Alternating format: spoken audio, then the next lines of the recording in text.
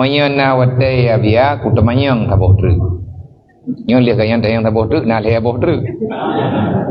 Kiban pendapat rawan Nabiya tentang pemahaman Wahabi yang makin marah ia kata, "Oh, ia kata ide ya je pilu baik."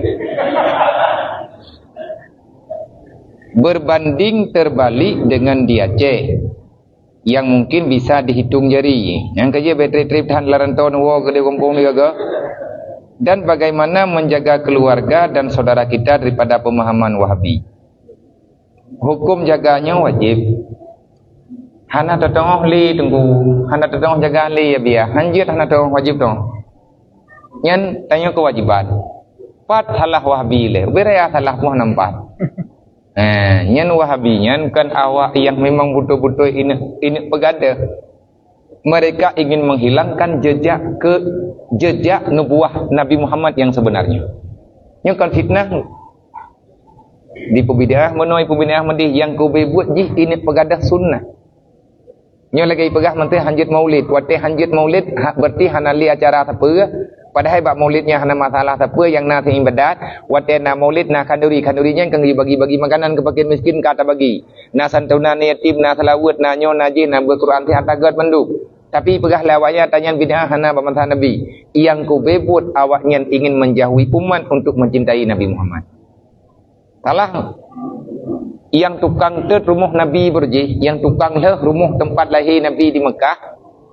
Awaknya sabai pegah urang yang jak wajib bawatenyan mandung gejak tawa rumah Nabi kiban hang tawa le. Nak masjid ipegadah raudah ini pho. Nya rumah Nabi kai pegadah rumah bangunan kuning yang ronyo je kepada putrana ni pukeun ngan pintu pintu tubir anau mesti tekadinyo pintu sai tanyo lihat tatai tatubir ju kunau tatrun ju kunau nyo belah no na rumah yang jet ke pustaka ronyo rumah yang warna kuning nyo ino tempat lahir Nabi Muhammad berjaino. Nyo kena belah no ba hidup witi ke berah ina rumah hidup rumah tempat kedua Abu Lahab jamu. Orangnya ipu pegawai witi nan idonya ke jubru ba tempat ke Abu Lahab je ke patungnya orangnya. Geancam le urang jamun menyahana ka pegat rumah Nabi lagi atat ngan kamu mejak kenal mempegat perang baru ngawakah. Ipegat rumah Nabi itu ya laih na ipegat. Mimbar mazhab, mimbar 4 mazhab mereka rusak sampai gadah bijih-bijih. Mimbar Imam Syafi'i gadah, mimbar Imam Malik gadah, mimbar Imam Hanafi gadah, mimbar Ahmad bin Hanbal gadah. Kuburan ipat hari benduk.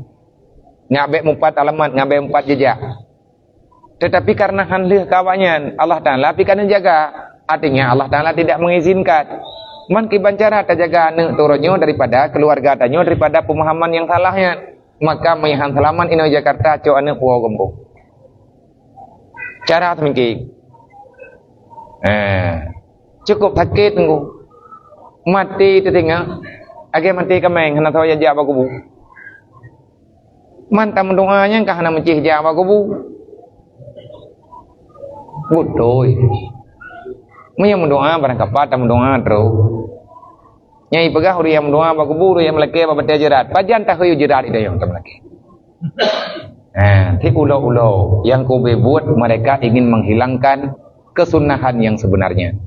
Hukum menjaga keluarga wajib. Assalamualaikum.